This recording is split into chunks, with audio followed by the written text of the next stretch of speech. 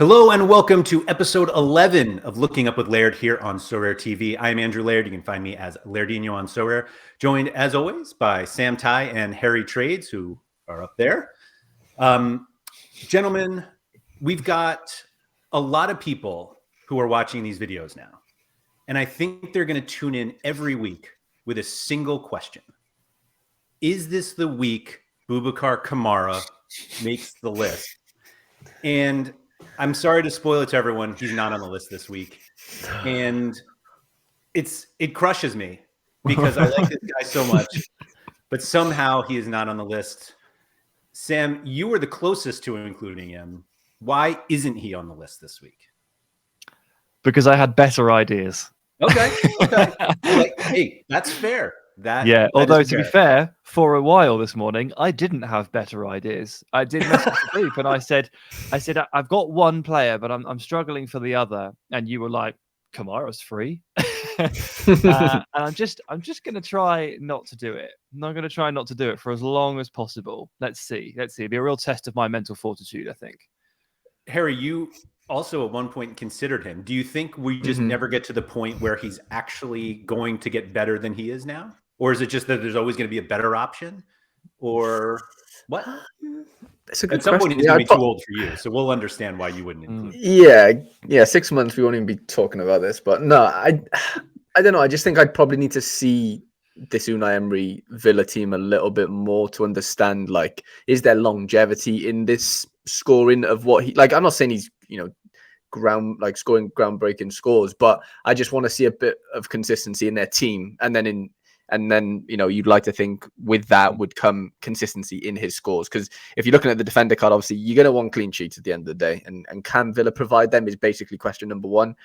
If they can't, then I just don't see how that card really is that usable is my issue. I know he's playing in midfield. He can get assists, but it's like, I just don't know. I just don't know if it's worthy, There's a theory, a school of thought among the Villa fan base, I've noticed, that he never smiles.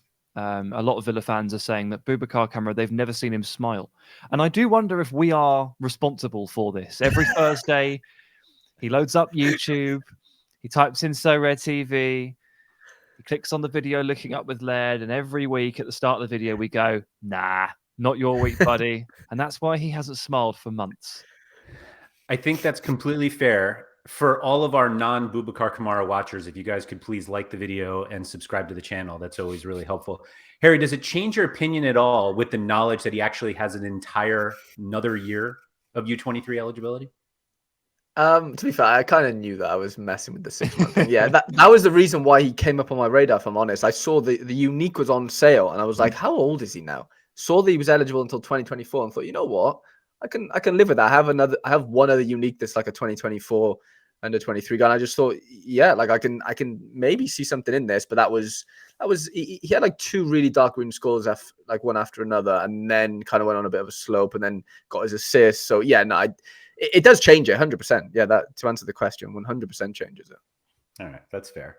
So not this week. Boubacar, thank you for tuning in, but apologies that you're not on the list this week. As a reminder to everybody, the watch list is available on Sorare data. So every time we discuss somebody on this show, or at least the four players that Harry and Sam add, is available on that watch list. It also is posted the day before the videos come out. So if you want to get a leg up, go find the watch list, which looks like, doesn't look like that. There he is. There it is. Here's the watch list. We got 108 people following it. So you've got some competition for making sure that you're just constantly refreshing to make sure we add somebody. And a reminder that in the notes, we show when all the players were added, just to give you some context of how long we've been talking about them and how long we've been successful with these guys. So simple as that. Anyway, I've noticed, Laird, actually, before we begin, is I've been looking at the price graphs for some of the players that we talk about, and very often it's the same faces that are buying at the time at which obviously we've spoken about them. So a little shout out to Ron Royale, who had great success this week and shared it with us on Twitter. So big congratulations to you and thanks for watching.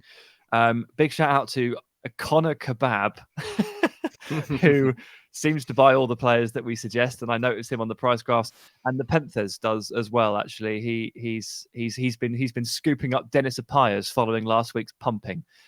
Interesting. So I am watching. For those of you, I am looking. I will also just make it clear to anybody that if you do buy players from this watch list, even though you haven't seen the show, we're still going to take credit for it. Fairly simple rule. Anyway, let's start off, Mr. Tighe, if you could, with our first player this week.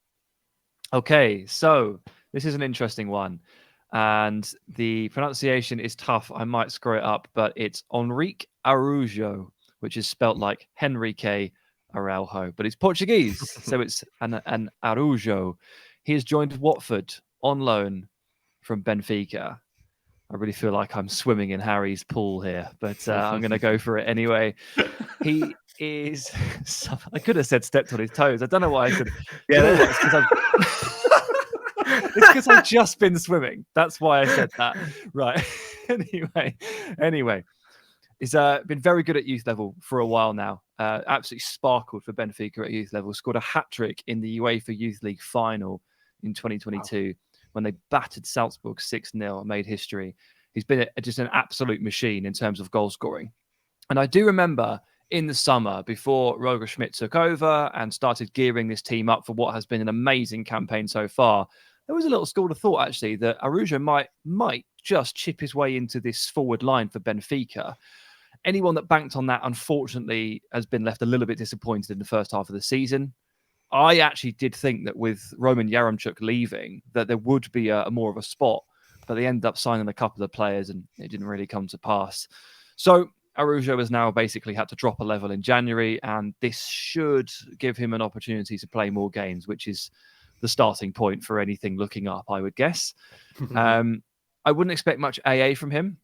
I think you should know what you're getting into. He's an absolute killer in the box, but he's often the final piece. He's a real poacher. And to be honest with you, his finishing prowess at youth level is among the best I've ever seen. The left foot, right foot, header, one-on-one, absolutely amazing. There's loads of poise and composure here.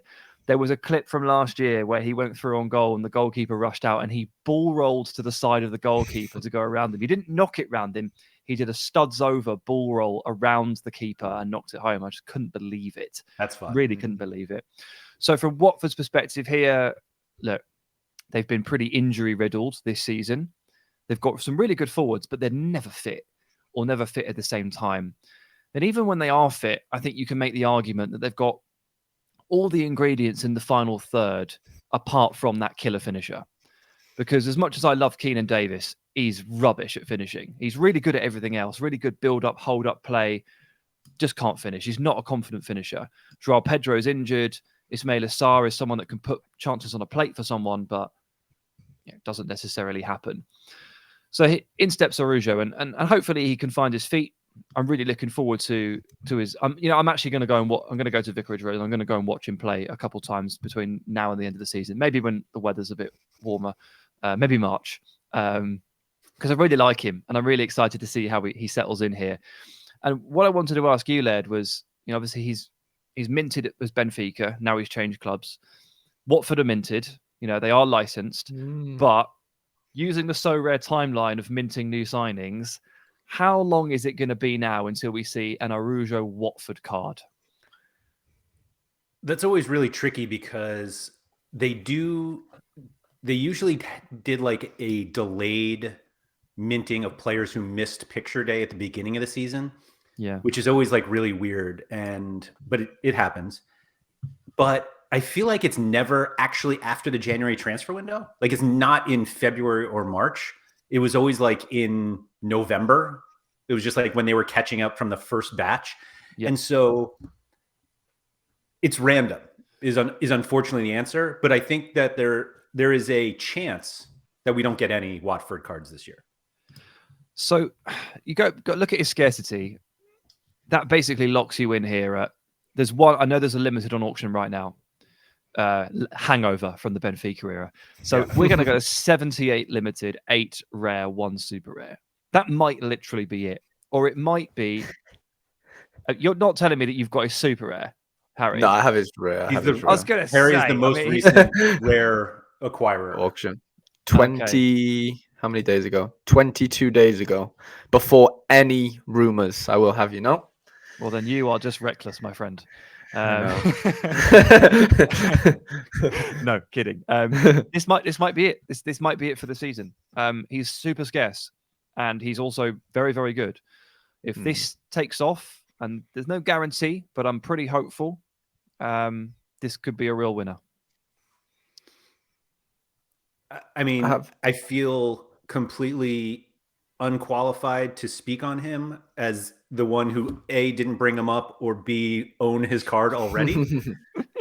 Harry, what made you buy him even before the move to Watford? And is there any reason to think that this move isn't good news? Yeah, so basically I had a guy on Discord that used to help me with my Benfica like predictions in terms like would Enzo and sort of Florentino play every week kind of thing. Yeah. That's a hard job. Yes. It's become a lot easier, I'll tell you that. We used to pay this guy weekly to tell me yes.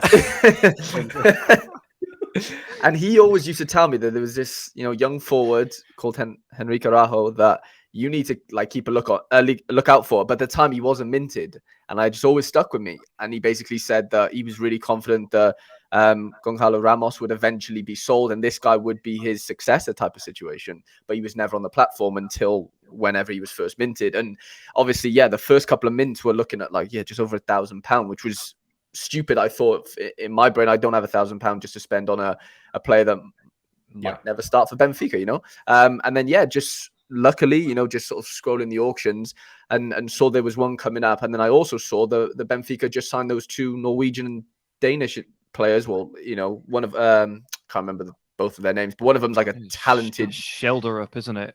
Is it Shelderup's a really talented 19-year-old, and then there's an older one, isn't there, that was playing for Rosenborg, I'm pretty sure. The Casper Tengstedt. Tengstedt, yeah. So I was a bit like, where's Araujo getting in here? Like, Ramos is still there. Peter Moose is still there. This is just not happening for him. And it was the weirdest thing ever. I have a friend through Sorare that is a Famalicão fan, and I have a Zaidou Yusuf unique, and I always ask him, does he think Zaidou's going to play?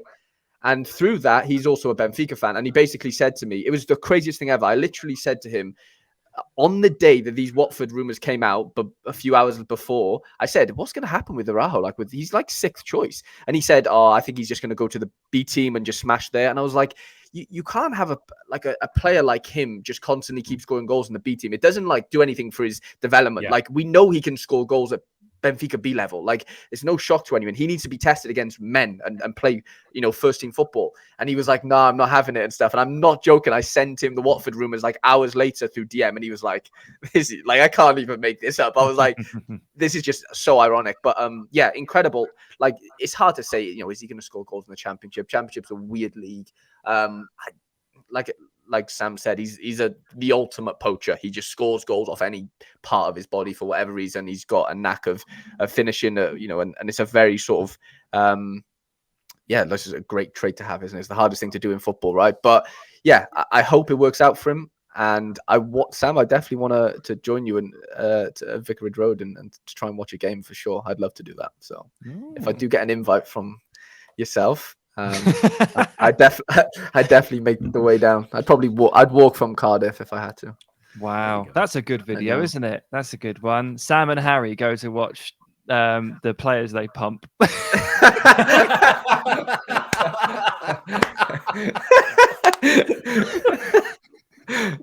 Oh man, that's so funny.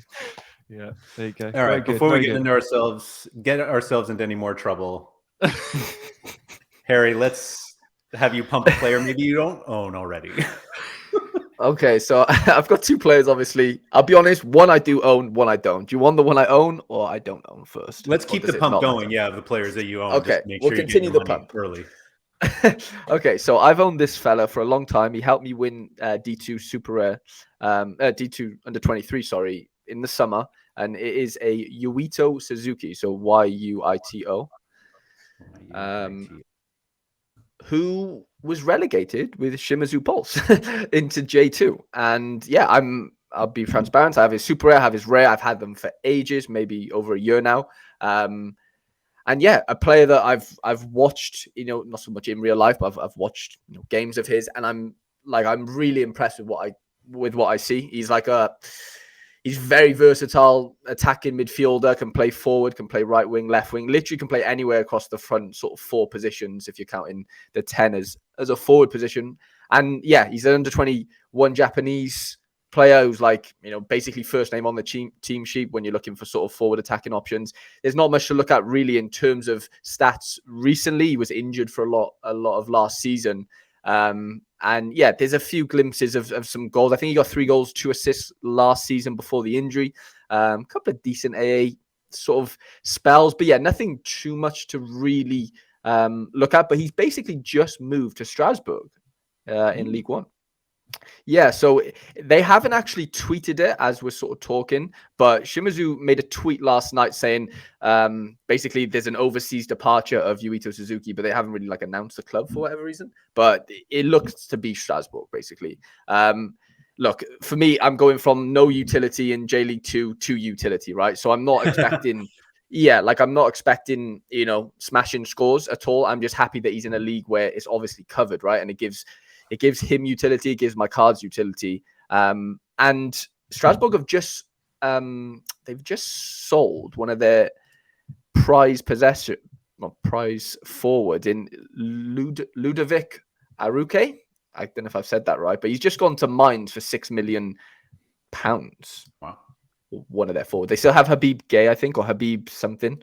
I can't remember his name, but they have a few forwards. They have Kevin Gramero. Like, I don't think he's going in there and just going to smash, but he's in a league that's covered and he's an option. They've just sold a very, they just sold a player for £6 million. They've obviously tried to replace him, hopefully, with Yuito. And yeah, I just think with the sort of like the Japanese coming from J League going overseas type of like formula is like, just looks like it's working more and more over the last couple of years. We're seeing Matoma just blow up from nowhere. One of your favorites, Ito, that's obviously in the same league as Suzuki's going to go to. Like, I'm not saying he's taking it by storm, but he's definitely, he's holding his own for Remy's. I just think, I think that's becoming way more accepted now in sort of European football. And they're basically, there's some really talented players coming from Japan. And I don't see why, given the opportunity, Suzuki can sort of not so much set the league alight, but definitely make a name for himself for sure in Europe. Just in time to lose the J League license. Great. Sam, what do you think the first thing I thought of when I saw this section? Stop, you naughty boy. Yeah. Well, you are consistent. I'm just saying, it takes one start, and he could just stand there and do nothing, and he's outperforming that L15 by 11 points for cap mode.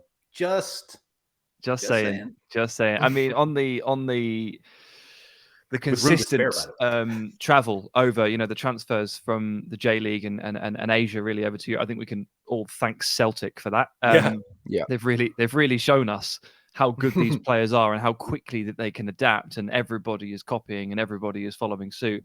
And Strasbourg, by the way, very busy this January. This would be their 4th signing, because I saw them post a little video the other night on Twitter, which was like, the new guys have started training, and it was Eduard Sobol from Club Bruges and Morgan Sanson from Villa on loan, and they already took Frederic Gilbert from Villa as well. Yeah, so they are loading up on players. Like, if it all goes well for them, then maybe the general level of all of those players can rise.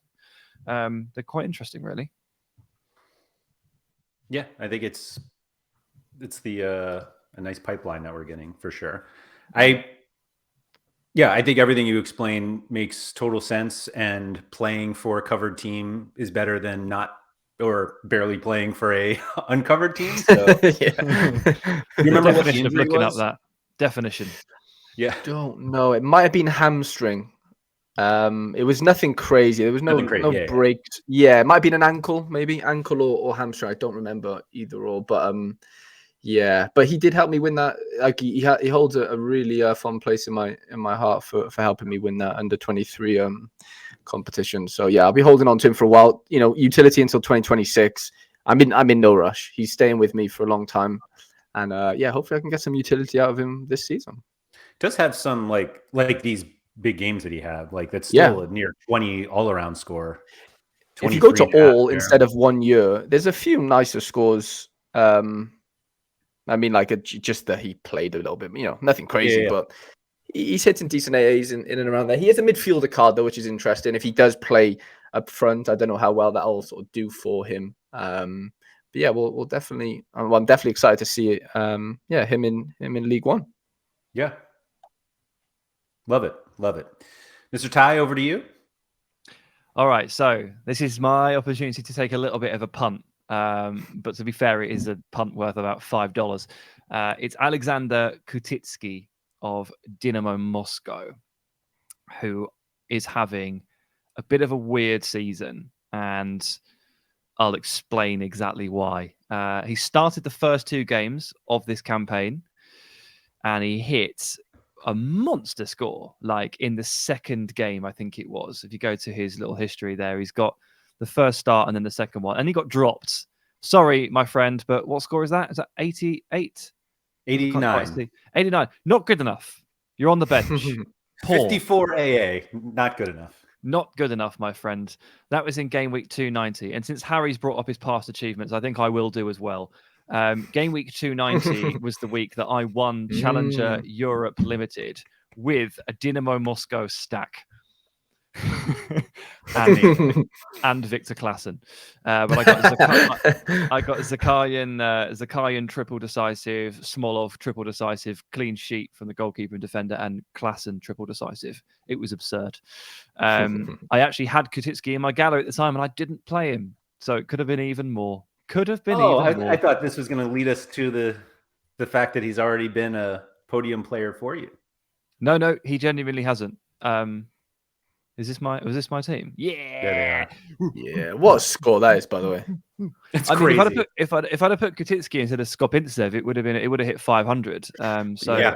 But I mean, actually, this really isn't. I really didn't mean to talk about this, but I also had another Dynamo midfielder, Nicola Morrow, who has joined Bologna and has become completely irrelevant, unfortunately. But Morrow scored 100, and I didn't put him in the team, and I was like, I have messed up big time because I had just Klassen to play. And I distinctly remember I'm complaining about it, and Josh Forth telling me on Discord, "Don't worry, mate, Klassen's going to score 100." And I was like, "Yeah, whatever." Anyway, 2 hours later, boom! So it didn't really matter. Anyway, it's such a classic PSU fans move, by the way, of like, "Oh, I'm going to talk about this player. Can we pull up that one lineup I had that one time that smashed?" Yeah. I would not have done it if Harry hadn't referenced his own successes. Just blame Harry. Anyway, he got benched after this monster performance, and then it just kind of goes a bit odd. They go in a different direction, and then he comes back into the team, in a different position. Yeah. 10 games in the wilderness, and then he starts playing holding midfield, and the scores start to creep up a little bit more. Nothing incredible, but he's at least back in the team. Now, Russian League has been on a break for a long time, but they actually are playing the Russian Cup at the moment. So checking in on the 3 games that they've played or so as of the weekend, he's in the team. He's playing holding midfield. He's become an absolute staple at the base of a 4-3-3. Again, checked in with Josh. He goes, yeah, he's playing. It's his role. He just wins duels and passes it to Fomin or Zakarian. Easy stuff. Easy stuff. Yeah. So he's in the team. I'd back him to score more than 35 every week. And if you just take a quick look at the L15, the L15 is obviously a bit of a shambles. Like he's going to way outperform this like immediately. I think they open back up at home to 12th placed Krylia, and Dynamo Moscow at home have been really, really strong this season. Away from home, very mixed, but at home they win most of their games and they do keep clean sheets. So much, much stronger in that scenario. I think they easily outperform, or he easily outperforms his 32, and it gives you so much room. And then moving forward, like if he really does start to catch fire a little bit, he gives you another outlet as well, because he's last season's card with the extra XP. So he's that kind of XP cheat style thing. So if he's not just a guy who helps you win limited threshold, for an outlay of $5, maybe he's a guy that actually sort of works his way into your challenger lineup and gives you a real edge in terms of percentage. Completely agree. Before I say anything more, I'm going to pat myself on the back here. Since we're all doing this. So you can see that I actually own, I spent 3 times the current value for Kutisky card. If we just go to that fateful game week 290. Oh, no way. When he absolutely smashed. We can see, where am I here? That he was in my specialist limited lineup because he had an L10 or an L15 of like 12 or whatever it was. So he was one of my sub 40 players in specialist. Yeah. And he absolutely smashed. And I was like, I hit an absolute gold mine here.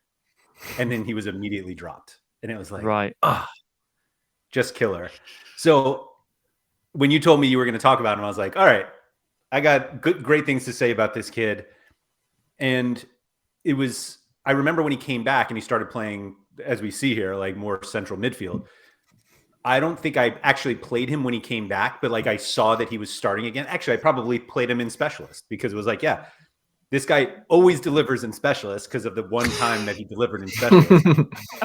And so, but the scores really haven't been that great yet, but it was just more like he is playing. And like we just learned, playing is better than not playing. And so if he finds a regular role, and it seems like he has, then I'm all for it. And you were saying how like this first matchup they come back is pretty good. Like Dinamo Moscow don't really have like that many like poor matchups in a season. Like it's kind of one of these leagues and they're one of those teams that like you're probably okay most weeks. And so, yeah, if he can like maintain this, and I mean, U23 until 2026 that's a long time. And yeah, I like this call a lot. Yeah, I mean, so the big monster game that we've referenced from 290 is now just out of the L15 range, just by one game, I think it is. So that's gone, and that's actually really, really strong. If you just flick like the last 15 and the games that he has actually played, even only when he's actually made it onto the pitch, it will still count it out. So it's really strong for us in terms of the L15. And like, we've obviously had this conversation a bit over the last few weeks, but like just in case anybody still isn't quite aware of like how important this is, 240 points divided by 5 is an average of 48. So you can roughly allocate on an even keel 48 points per player. If you have Kutisky at 32, it gives you 16 points to go somewhere else. And I had a look. So you can like, basically that means you can spread those 16 points out across your other 4 players if you want to, which means that actually the average is 52 per player, which rules in many, many more players. Or if you wanted to give all of those points to one single player, it would go to 64. You could play like Lewandowski or Benzema if you really wanted to, because Kutisky's L15 is so low. So it really does give you an incredible amount of flexibility, and people are really going to have to try and get their heads around this as much as possible. The average is 48. And if you can find a guy that dips that average all the way down, you get to reallocate those points. These guys are going to be cheat codes. And Kutisky as well, to a final mention, he's managed by Slavisa Jokanovic, who is a heavy possession-based coach whose teams always need a little bit of time to develop and understand his style. And any club that has stuck with him through a potentially up and down first 6 months has usually reached the benefits. And I'll always remember his Fulham team just walking everybody off the park. If Slav can get 6 months in the job and he can get his hooks into those players, they can absolutely kill you. And there's a sneaky part of me that thinks that Dinamo Moscow are going to come out the other side of this break so much better than they were before. That's fun. I like hearing that. Just the analysis you get here on Looking Up with Laird. It's nice that the title is like includes my name for some reason, and yet you guys are the ones with all the actual helpful information. Anyway, Mr. Trades, who is the final player who's looking up this week? I've had some luck with the Americans on my picks over the last 11 episodes, I guess now. But yeah, I'm gonna go with a Gio Reyna. Here we Dortmund. Gio Reyna. Wow. This one's funny because about 3 weeks ago, as I usually do every day for half an hour, so I'll just scour the market and just see what's listed, you know. and there was a certain Gio Reyna listed for like 1.5 ETH, super rare now. And I thought, you know what? It was the new card as well. I think it was So Rare Talia that I think it was a reward possibly. Okay. And I was just like, you know what? Does that seem a little bit cheap to me? For what Reyna can be. And yeah, don't get me wrong. There's been injuries. There's competition in those sort of attacking midfielder positions, and you know he can come off the left, he can come off the right. For Dortmund, they've got Milan and Adeyemi, and obviously Royce plays 10 if he's fit. You've got Brandt. Like there's competition. Look, I'm not saying that this guy. There's a lot, yeah. This is obviously one of the reasons why he probably was up for 1.5 ETH, because he's not a a guaranteed smasher starter. But it was just ironic. I see Dortmund's back, Bundesliga's back on the weekend. He doesn't start, so I'm like, okay, price might be suppressed for a bit, whatever. And he comes off the bench and scores the winner in spectacular fashion. A volley from like 25 yards out on the right side. It was an incredible goal, to be fair, to win the game. And it just sort of, I wasn't gutted because I didn't have the ETH to buy that Reyna anyway. But just now that, he's back on everyone's radar is the issue. Yeah. And yeah, I've probably missed the boat on that sort of super rare price, I imagine, even though I think it was listed maybe a couple of days ago, actually, for a little bit more. But I just think, he has it, like we're kind of going back to what we were speaking about off air in terms of like what PSU says about like, the set piece taken under 23 players. Like if you don't take them when you're young, you never normally take them when you're older. It's just a trait that, some technical players have. They're just very good at taking set pieces. And Reyna does fall into that category. He has taken, when he is playing in this team, he is a set piece taker. Bellingham has never been. Like that's just not his strengths. Yeah, Reyna, he has an amazing delivery, and some players have that. He's one of them, and I think if he's on the field, he will score very well. It's just, is he going to get on the field? Is obviously the big question, and that's why I have question marks personally. Why should I buy him? Should I not? And there's contemplations to have, but as a talent, like, and in terms of how like it would suit the Matrix, I don't really see there being too many downsides in buying him now because he is out of the team. He's never going to be as cheap as he probably is around this time. Maybe a couple months ago when, the World Cup was on and he wasn't really playing or whatever. But, if he's playing, he's going to be an expensive under 23 player. There's just no doubt about it. It's just when is that chance going to come for him is my issue. But as a talent and as a whole package, if he's on that field, like he's in the Schloboslai category for me, and Wirtz, like the player, those flary number 10s who can take set pieces, can get assists, they're all in the same sort of category. It's just, can you get on the field? And is obviously the massive issue. But as a talent, I love him. I'm not gonna say a bad word about him, so I feel like you've got to be very careful. You've got to be very, very careful about what you say about Gio Reyna nowadays. True. We don't know who's listening. Yeah. I think we have a pretty good idea who's not listening. Reyna, it's one of those weird ones with me price-wise, because I do feel like his price is higher than his production has indicated. He is super young though, so it's not like he's not the only U23 player that like isn't a regular starter or isn't always battling injuries, that like whose price you look at it and you're just like, why is that so high? You go to similar players and it's like probably filled with guys like you've never heard of and you would never spend this much. My gosh. Of course he's there. You knew he would be. I had no idea, but of course he's there because like he never played, he's playing now. But anyway, so there are like high expectations for Gio Reyna. And so I think the price kind of reflects that, but also like you said, like when he does play, he can really produce. And in a team like Dortmund, like Dortmund seems like just one of those teams that if you play regularly, you're just bound to score well. Cause like they score well as a team. And so as long as you play, it's okay. So I think it's one of those that like, if he gets to a point where you're like, that's probably too cheap, then like, I think it's a good place to buy, because if he goes on a run, he's going to be one of those players that everyone's like, oh, I need to get a Reyna. And then you're golden at that point. It just kind of seems like a matter of time to me anyway, in 2023 before he gets a run in this team, and not just a run, but he becomes like a really pivotal figure, because Marco Reus's contract is coming up, I think, and like Marco Reus has been incredible for Dortmund, but they might just be ready to move beyond him. And in the same breath, they're probably going to be forced to move on from Jude Bellingham. And so ultimately, you probably need to start looking at, who steps into those shoes. And if you do think that Rainer's price has bottomed out to the point where it's now extremely good value, when you can basically sit on him for the next 6 months or so, he won't be this cheap if Reus decides to leave or if Bellingham goes. That's probably where I would fall on it.